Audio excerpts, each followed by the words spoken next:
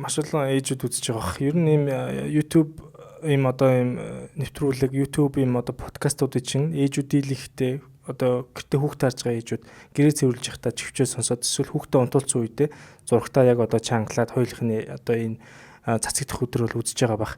Тэгвэл яг энэ асуултыг бол асуухыг хүсэж байгаа хэлтэй хүүл ээжүүдэд тэр өхөн цүү орох тэр механизмыг бас асуумаар байгаа. Өсвөр насны охтууд эсвэл одоо төрөөгүй байгаа эмэгтэйчүүдийн хөх бүрэн боловсроогүй байдаг буюу одоо болцорхайлаг хэдэн бүрэн хөгжөөгүй байдаг. За тэгээд жирэмсэн байх үед бол одоо эмэгтэй хүний эмэгтэйлэг даавар буюу одоо эстроген даавар бол бүр тултал өсдөг байхгүй. Бүр эстрожен surge гэж ярьдаг, бүр амар өндөр болдог. Тэгээд энэ үед нь одоо энэ эстроген гэдэг дааврын нөлөөгөөр хөх ялгаран хөгжил нь явагддаг.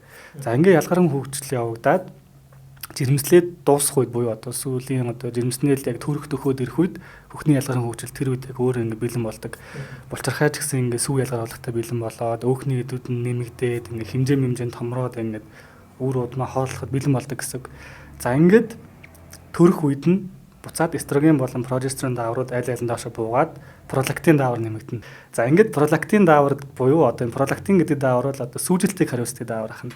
За энэ пролактин даавар нэмэгдээд одоо хөхөнд одоо сүү боловсрч эхэлнэ гэсэн. За тэгээд үүн дээр нэмэгдээд юу байх вэ гэхээр одоо хөх өөрөө юм айгүй өндөр мэдрэлтэй одоо сэрлийн одоо энэ олон нервийн эндинг мэдрэлийн төгсгөлүүд байдаг байхгүй. Тэр нь одоо энэ хөхний толгоондоо ингэ байж байдаг гэсэн.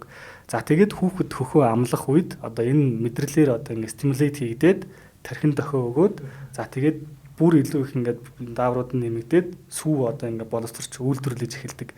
Тэгэхээр анх амлуулсан үеэс эхлээд энэ хөхний одоо толгойн сэрлийн нөлөөгөөр пролактин даавар өсөөд сүүний боловсралд одоо ингэ явагдаж эхэлдэг гэсэн. За тэгээд давхар үүн дээр бас окситоцин даавар нөлөөтэй.